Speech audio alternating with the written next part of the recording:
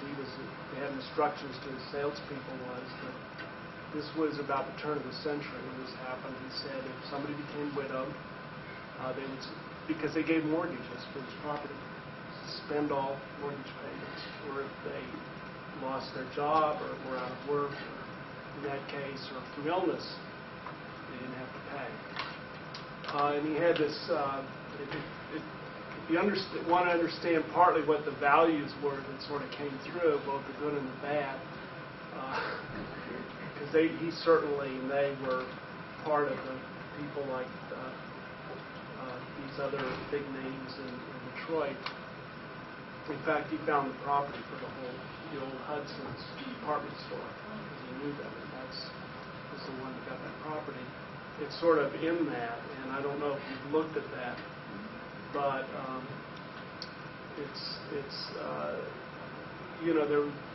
when I look at this, in terms of understanding, in terms of the times and where people were at and how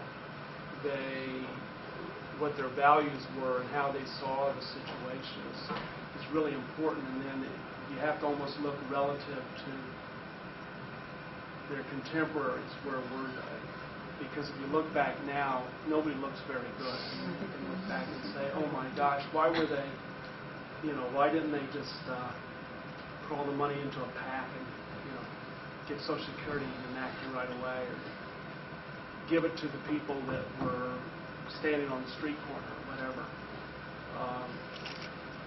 But I think that's one of the things, because I've looked at a lot of those files. I mean, I looked at many as well through there, and it's sort of, it's sort of troubling in some ways when you read it from this perspective. When you look back, it's not. So as a foundation, that's part of our heritage. And when we had this looked at and we gave those files to Luther, and we gave them up, and we knew that once it went into the realm of scholarship, people were going to say whatever they wanted to say about us. We're really happy we did that. But in some ways, it's troubling us too. I think some of the stuff that comes out, our own board is be a little surprised. Why are we serving somebody who was related to royalty? I remember reading that file and all the fights and things she had with the visitor to this whole status thing. And one of the things that came to me is these social workers were not at the highest status. And they were dealing with some of these people, and there was a power, I think you talked about the power differential of almost them, in a sense, having to tell somebody who thought they were better than them, you're not better, you have to live by these rules. I think one of the issues you raised, Tim, is the distinction between the worthy poor and the non-worthy poor, which is very common in the day, and, ironically, those people who, wouldn't have needed money during their times of economic security are the ones that the charities and foundations were most willing to support. When we have this debate now still about the difference between the worthy and the unworthy poor, and the concern that people would become dependent on charity. So they were looking for people who would not, although old people were expected to be dependent at that time. They were in the category of people who would need assistance. Unlike today. Joe? Did you do any kind of formal analysis on the amount of social capital of the people who got pensions versus those that didn't? Specifically? Well, I mean, we were looking for cases that could sort of stand in for the people who maybe are declared canon types. And so across the files, there are a lot of notes by visitors, by Leon, by some of the board members about whether they're Hannon types. And it often, when they make statements like that, it's often about whether they're in the right networks, whether they know the right people, what kinds of activities they do on a daily basis, whether they're how they're dressed,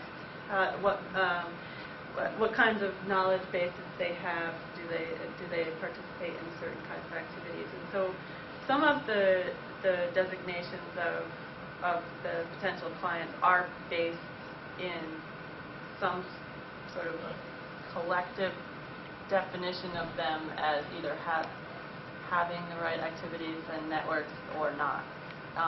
It didn't mean that the people who weren't described like that weren't going to get funded, but they might have been funded by this other fund. Scudder. Yeah, the Scudder Fund. And I think that I mean, maybe Ruth, you know better than I do, but not everyone that got funding was a Madeline or an Ada. These are maybe more perfect cases. I mean, we were looking for cases on the longer side that would have more details of what went on, and that had enough evidence of interactions between different parties so that we could actually follow what happened in terms of privilege or social capital, and looking at how individuals saw themselves and then what ended up happening to them. So the cases are handpicked to stand in as examples, but I think there is evidence across cases that the same kinds of decisions were often made about what kinds of things they needed.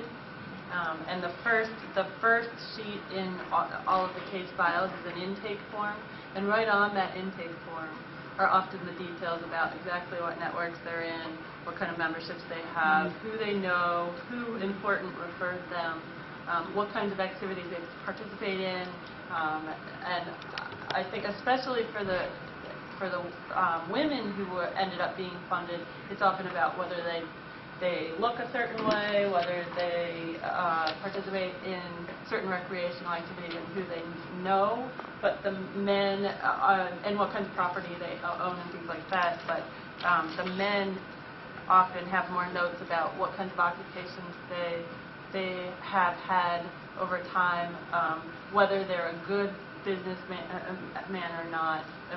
So it's different depending on who they're talking about.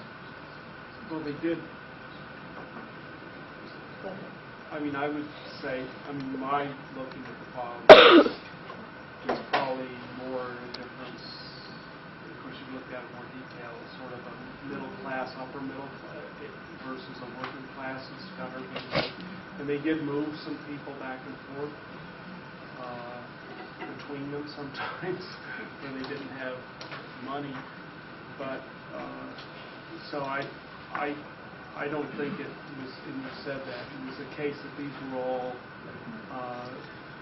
debutantes and people that had billions of dollars and just lost it. I actually expected to find more of some of those, and I didn't find as many because I've been told about past clients, but there were certainly a lot of people that had